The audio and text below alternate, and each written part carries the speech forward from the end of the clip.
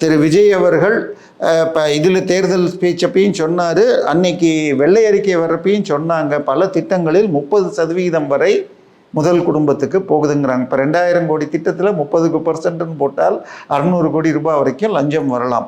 இதில் அன்றைக்கு சுற்றுச்சூழல் இதுக்கு எப்படி என்விரான்மெண்டல் கிளியரன்ஸ் கொடுத்தாங்க. சுற்றுச்சூழல் செயலராக இருந்தது ஒரு மூத்த அதிகாரி. அவர் அன்றைய சீஃப் செக்ரட்டரியுடைய மனைவியாகவும் இருந்தவர்.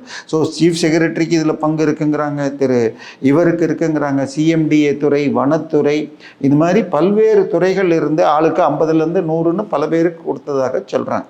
ஏன்னா 500 கோடி கொடுத்துருந்தா கூட 100 கோடி இடத்துக்கு 2000 கோடிக்கு ப்ராஜெக்டு. ஸோ இதில் வந்து 500 கட்டுறதுக்கு 500 வச்சா 1000 கோடி லாபம் வர முடியும்.